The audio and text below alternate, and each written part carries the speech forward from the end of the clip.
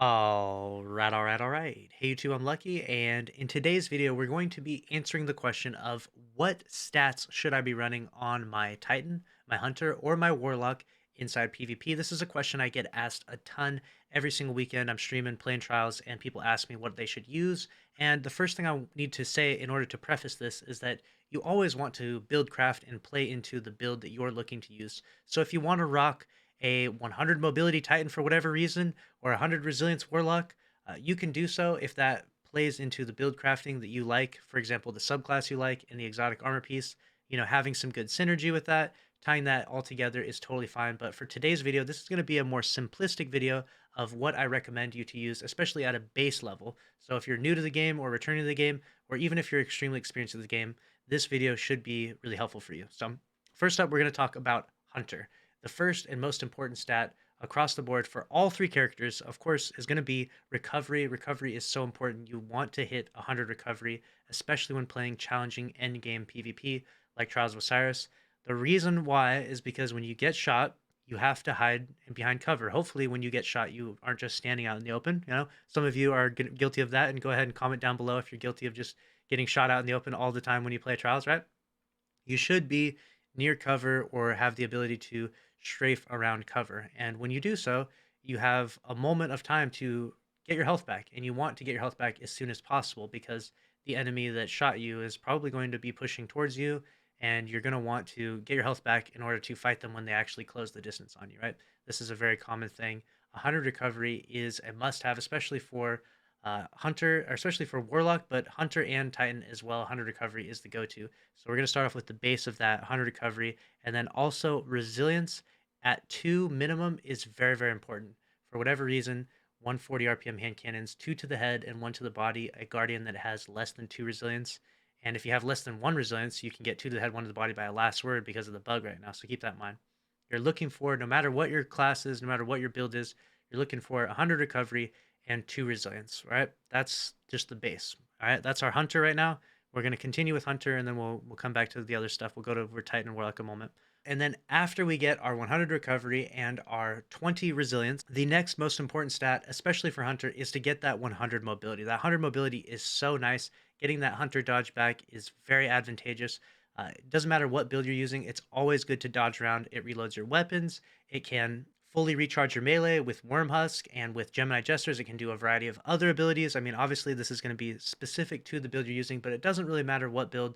For Hunters, it's almost unanimously you want 100 mobility. So you got your 100 recovery, your 100 mobility, and then you've got your 2 resilience. And so now you're kind of limited. Okay, now what do you do from here? How much discipline, how much intellect, how much strength do you want to go over? And the answer is a little bit nuanced, and it kind of depends on your playstyle, but there's basically 2 schools of thought. Okay, the first school of thought is that you want to get as many abilities back as possible, preferably your grenade. Your grenade is your strongest ability most of the time, that is, not always, but your grenade is most of the time your strongest ability, and you're going to want to get that back a little bit faster than your melee more often than not. But you'll see in my build here, I differ a little bit from that because I like to throw throwing knives, and so I spec out a little bit more strength, and it's basically just for fun and for flashy gameplays. And so for you out there, I would decide, what do you like to do more? Do you like to throw grenades more, or do you like to throw your melee more? And then base that on your next decision of what you will spec into. And then the second school of thought, differing from the mid game stuff, is your super and getting your super first. Getting your super first inside Trials of Osiris is extremely advantageous and actually creates a snowballing effect, because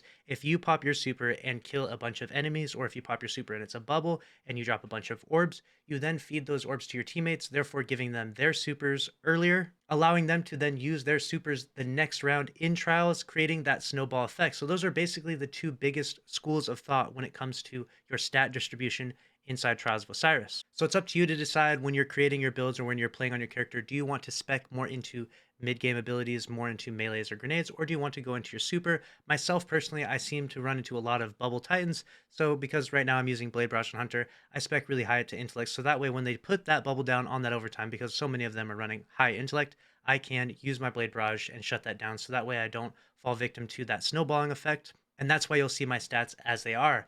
Now let's move on to the next character. We're going to talk about the stat distribution of your Titans out there. So again, the first thing we want to talk about is you're going to want to have 100 recovery, just like we talked about before. And after that, you don't just want 20 resilience on your Titan. You want 100 resilience on your Titan, because that's how you get your Titan walls back so fast, and Titan walls are so unbelievably advantageous inside PvP. Whether you're using Cytans, Syntheseps, it does not matter what exotic you're using, it doesn't matter what subclass you're using, you want to get your Titan wall back as fast as possible. So 100 recovery, 100 resilience is a must for your Titan, and it can be kind of hard to get that because if you don't know, when you get your armor, it's actually distributed into mobility, resilience, and recovery are separate from discipline, intellect, and strength. And so it's really, really hard to get really high stats in the top three and really low in the bottom three. So when you try to get, like, for example, trying to get triple 100, like mobility, resilience, and recovery is like almost impossible because of the way that armor stats are distributed. And unfortunately for resilience, there's no powerful friends mod that just gives you a free 20 mobility, or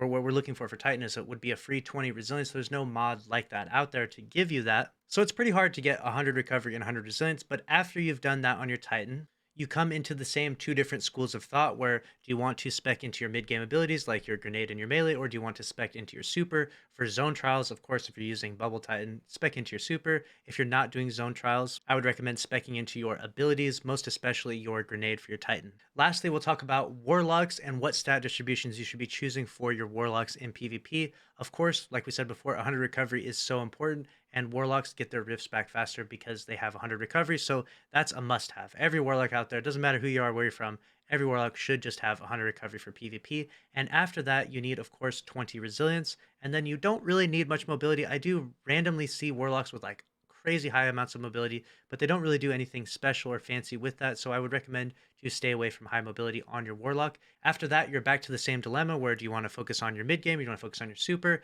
Obviously, I would base this on whether or not your super is a good super. Like, for example, Nova Bomb is kind of a worse super, so probably focus more on your mid game abilities because Child of the Old Gods and your melee are really, really strong. So Void, I would go that route. But if you're on like Well of Radiance, you might want to spec more into your super because that well is so unbelievably strong and can get you a round win and create that snowballing effect in trials. So for Warlock, the hierarchy would be for me recovery, and then discipline, and then intellect, but based on which subclass or playstyle you're choosing to utilize inside trials. Lastly, if you're wondering how do I pick out the most efficient armor for my character, I would highly recommend using this website. I'm not sponsored by them. They're just a really good website. It's called D2 Armor Picker. The link will be down below. And basically all you have to do is you go to this website, you select your character up top, Hunter, Titan, Warlock, all right? Let's say I'm going to pick my Hunter, and let's say I'm going to pick Omni because I'm going to be toxic in trials, right? I select Omni, the exotic.